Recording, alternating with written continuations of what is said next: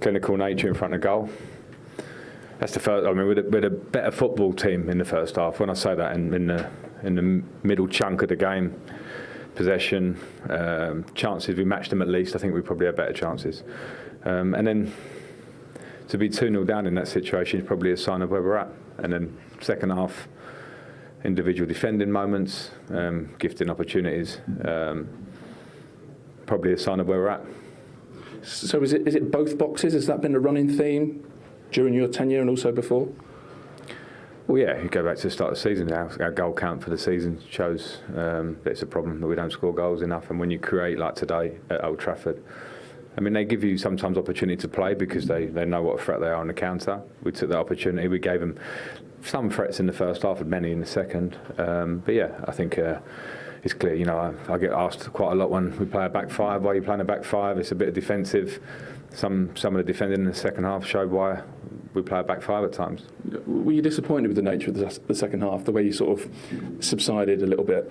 Yeah, disappointed with it because you have to be better than that. The Chelsea, but again, at the moment, that's not where it is. It's the end of a long season. I'm not giving the players any excuses because you have to play. I keep saying it with pride and passion every time you play for this club. But then there are some, technical details inside that you have to work daily to improve, to do it right, to do all those standards things that you say, and everyone sort of goes, "Oh, you talk about standards." It's like a casual statement, but they are a fact. And maybe with the Manchester United team, you see maybe there's some experience at both ends of the pitch in moments which made the game more of a telling scoreline at half-time than it should be. It's not mentally nice for us to be 2-0 down when you feel like you're possibly the better team, but it's a reality for the players. I heard you talking about standards a little bit before the match as well. It's quite a big thing to say, really, to talk about the standards of the club and the players, but have they dropped across the board?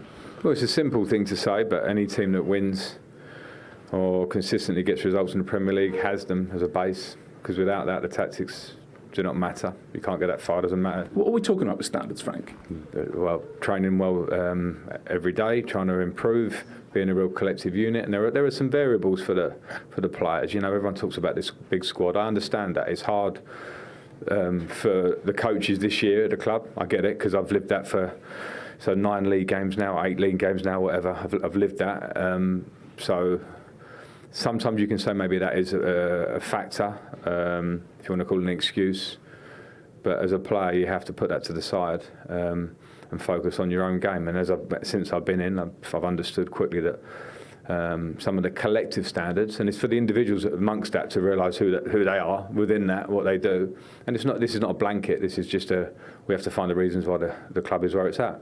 And there are many. This is not a finger point at the players, because I think that the players there's definitely not a lack of effort on this evening. But you build up the credit through your training and your prep, and you build up a resilience. And I was fortunate enough to be a player here for many years, and this is not me talking about me, this is talking about the group, when you can look next to you and know that person has worked on their standards and everything is there to rely on each other. And at the minute, like we're in, it's a bad year for the club. And many clubs have these kind of years when we've had massive success for the last 20 years or whatever. And the important thing is that you get to the bottom of how it improves. And it needs a reboot. It needs, and the club will move on in the summer in terms of what the squad looks like and those things. But as a Chelsea player with where we want to be, then I think generally everything has to be improved and to get to the level.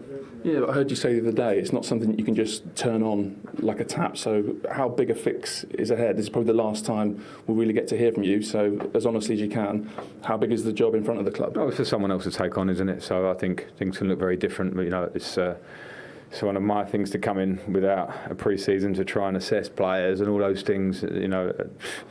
It's probably not the moment now for me to start giving all my opinions on all the details behind, because I think that would be straight off the back of a game. That's not the time, and it's probably words for behind the scenes, but the reality is it'll be someone else's decisions and by moving forward. And a pre-season and a start and a look at the squad is imperative as far as I see, but again, those decisions are not mine. And lastly, do you think you'll come out of this season a better manager for a really successful football guy? It's been a hell of a tough season. I don't know. I mean, if you ask me what I've learned in this short period, in terms of coaching, not so much, because I think if we haven't got that base of the things I've spoken about in most of this interview, then back five, back four, three midfield, two midfielder, those things are not so important, because if you know, as I say, when I talk about training a lot, I'm talking about building up an endurance in many ways. And if that's not there, then I think from a coaching point of view, there are hard things. You want to come in. I've been in this situation as a player, an interim, a change of manager. And a lot of the plus points you gain are from what are the team fighting for? How can you motivate and find that extra bit?